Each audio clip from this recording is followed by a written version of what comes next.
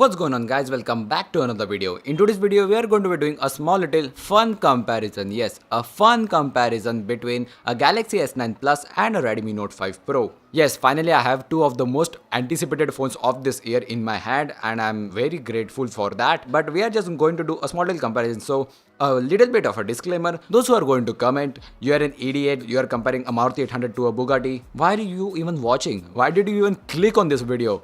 I have got a review in it and it's my job to get the most out of that phone. And then if you have an excuse, you don't actually own a Xiaomi, you don't know the real pain of owning it. I own a Note 3, a Note 4, a MI A1 and my Note 5 Pro is coming this Sunday. And those who are honestly here to watch and drop a like on how Note 5 Pro performs against the Galaxy S9 Plus, welcome. You are the most beautiful person on this planet. I love you. And let's just begin. So starting with the hardware, as you can see, S9 Plus has a 6.2-inch Quad HD display compared to the 1080p 6-inch display. But really, even though I have a Galaxy S9 Plus, as the Galaxy S said, I always keep it on 1080p. So the sharpness on both of these phones is pretty much the same. And literally, you don't actually hold these phones to your eyes. You hold these phones at a distance, so you will not even notice that.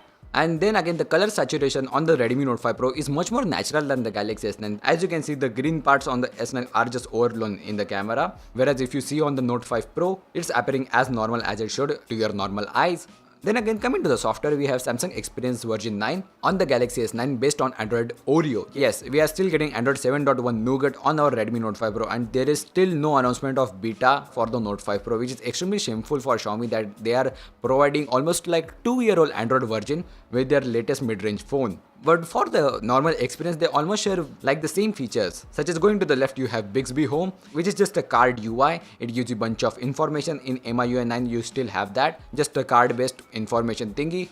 And again, most of the apps just pretty much look the same. You have recent and contacts on the top with the search, then again the icons and stuff.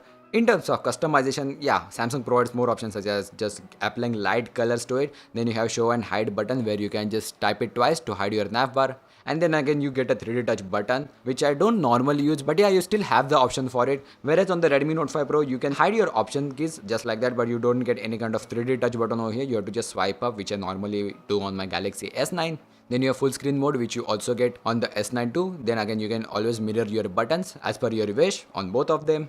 And then just the normal options such as dual messenger, which can clone your normal social media apps on your Galaxy S9. On the MIUI 9, you can pretty much clone any app that you like, which I really like that MIUI 9 gives you so many options. Like literally, if you scroll down, you have just tons of things such as Apple Lock, which is also provided over here. Then you have the permissions, dual apps, and then you get some extra options such as second space too, which are already available on the Samsung, but they are much more easier to use on the MIUI 9.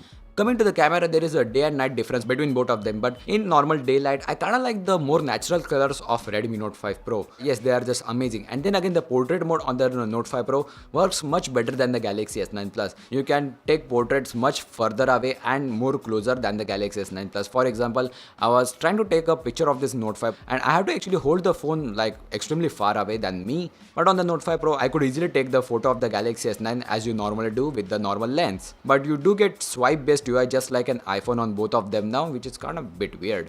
But you do get just a shit ton of options over here such as AR emoji, which I will never use in my life. Then super slow-mo, which is again of no use in indoor lighting. As you can see, it just blinks. You have a dedicated Pro mode on both of them, but the Pro mode on the S9 is much better. Literally, I'm disappointed in the Pro mode of this thing. Even MI1 has a better one where you can actually select manual focusing. Then if you want to toggle between the wide and the telephoto lens, but on the Redmi Note 5 Pro, you just get wide balance and ISO. That's not even Pro. You can really adjust it anywhere. And then again, in terms of video recording qualities, yes, you can record 4K 60 FPS on Galaxy S9 Plus. It's like one of the first Android phones to do it. But on the Redmi Note 5 Pro, Xiaomi didn't even give you an option to record 4K. Yes, this phone is actually capable of recording 2K 60 FPS, but Xiaomi just didn't give it. So yeah, in future Xiaomi may add it, we don't know. And coming to the front camera, the viewing angles are pretty much same on both of them, which I really do like, but you do get portrait modes on both of them now. But the Redmi Note 5 Pro's portrait mode is much more accurate than which the Samsung has actually given. Yeah, it's just crap, but you do get HDR on the front and you get a dedicated flash on this thing, whereas just a dud where the screen flashes, which is not actually that bad, but dedicated one